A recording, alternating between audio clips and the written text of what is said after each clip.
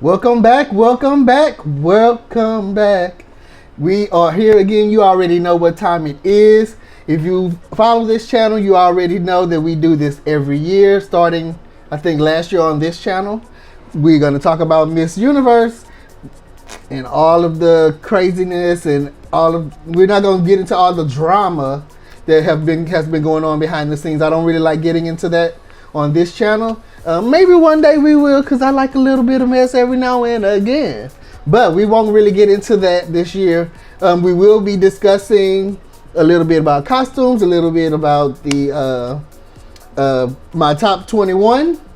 Why there's the top 21, all that good stuff. So if you're new to this channel, make sure you go ahead and subscribe and hit that notification button so that you can make sure that you get the videos that are coming up as we put them out. All right, so you also have an Instagram channel that you can follow as well. The link is in the description section. Speaking of our Instagram, what did you think of the costumes, the national costumes that we saw on yesterday? Look, while I actually have a few things that I could say about some of these people with their costumes, we might save a little bit of that to the end of this video. But if you actually want to see my top 10 picks that stood out to me in terms of the national costumes, that would be over already on our Instagram channel. You can go ahead and again look at the link in the description section, and we have my top 10 is posted over there so that you can check those out and get into all of that. We really try not to talk too much on this particular video. We try to keep it under 10 minutes, so I may be going a little bit quick, just like the show kind of went a little bit quickly this year. I mean, if you ever noticed it like I did. However, now let's get into my predictions on who will be in this year's top 21. Okay, I'll be naming, I'm looking at my notes as well because I want to make sure I don't want to miss a thing. All right, Aerosmith.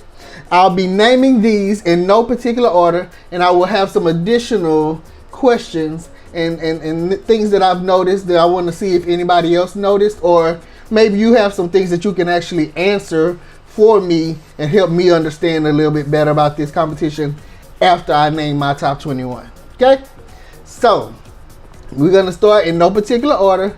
I chose Singapore, Mexico, USA, Philippines, Barbados, Colombia, Dominican Republic, Great Britain, India, Japan, Korea, Nicaragua, Peru, Puerto Rico, Indonesia, Cameroon, Costa Rica, Ireland, Jamaica, Laos, and Poland.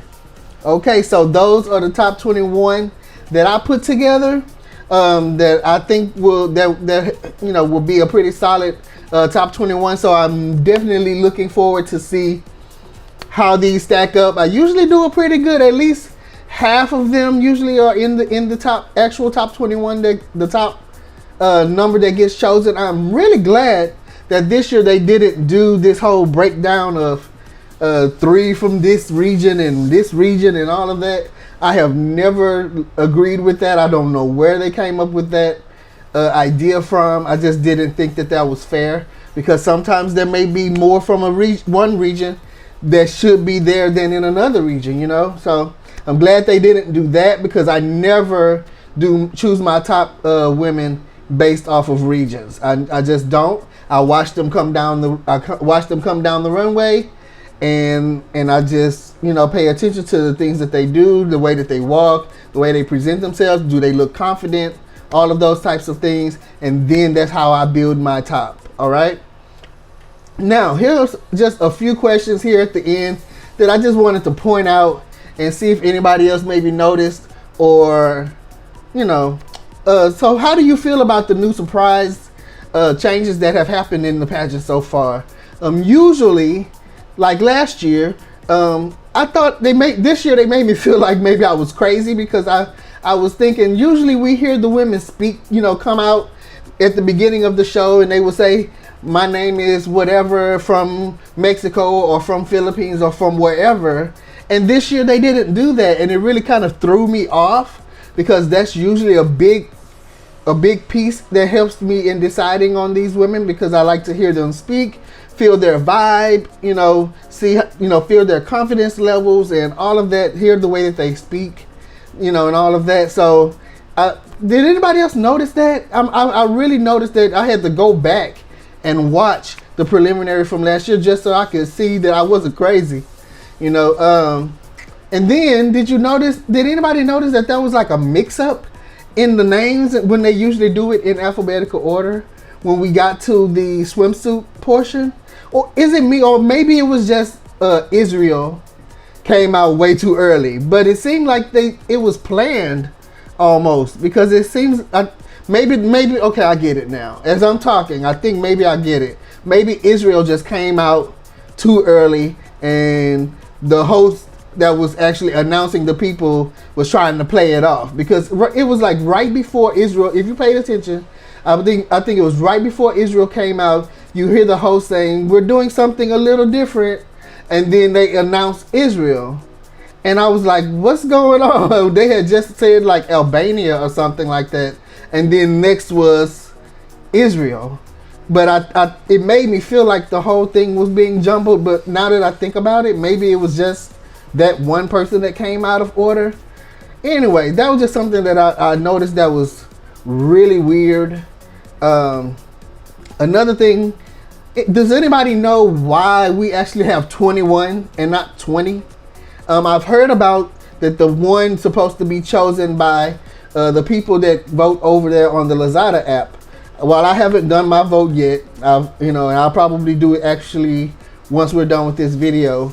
But I want to understand, are all of the countries able to access Lazada? Because from what I've understood from my relatives that are there in the U.S., they most of all have never even heard of Lazada, and I don't even know if they're able to even order things there, because in the past I've tried to see if I could try to send them things from Lazada from the Philippines to the U.S. and things like that. And it just doesn't seem like that would work. Now, things may have changed, but in the past, when I was trying to do that, it did not seem like an option.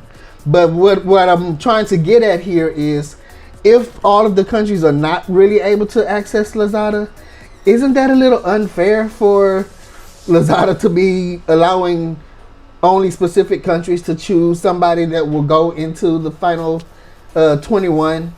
I mean, that's just something I'm wondering about. Next thing is, with the pageant being held in a different year like this, because of course we ended up skipping last year to record, to do it within the same year as usual due to the pandemic and all. So I'm just wondering, does anybody know or understand how this is going to affect the reign of the new winner? Like, and the previous winner. It seems to me that the previous winner has been able to have an extended run, perhaps. Does this now affect all the winners moving forward? Do they all get extended runs, or will this current winner get a substantially shorter run just to get things back on track? That's something that's just going through my mental as I watch the pageant. And my last thing is, I'll try to end it on a kind of funny note. Does anybody know what Miss Malaysia was trying to do with this national costume situation with the house or whatever that was? And then she went in there for about 35 seconds, and I guess she just changed clothes and came back out. And it just seemed, she was only in there for about 35 seconds. But why did it feel like it was forever? It was like she walked out slowly with whoever the guys were that were pushing the house. It seemed like she was more focused on helping them push the house instead of just walking the runway or something while they were getting that in place or something. I don't know.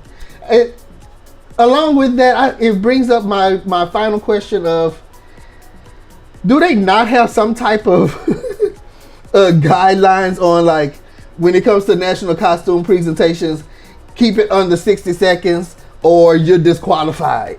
Because sometimes, every year it's always somebody going to take all day trying to bring out a really huge science project or something, or whatever it is that they cooked up. And it makes me wonder, did they rehearse this already? Did they rehearse this on camera? Watch it back and make sure, does this work or does this not work? I don't know. I mean, I know on live television a lot can happen, a lot can change. However, a lot of time it seems like every year there's at least one, sometimes two or three, that are going to come out. They're going to take a long time walking the runway as if they have not a care in the world. It's just going to take a long time for some reason. I don't know. Anyway, hopefully somebody can answer some of these questions for me, because I really, really, really want to know. And again, thank you for watching this video. Thank you for subscribing, for those of you that have subscribed.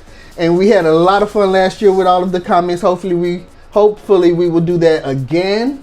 So join us here, join us on Instagram as well. Check out the National Costume discussion over there. And until next time, like we do it as always on this channel, peace.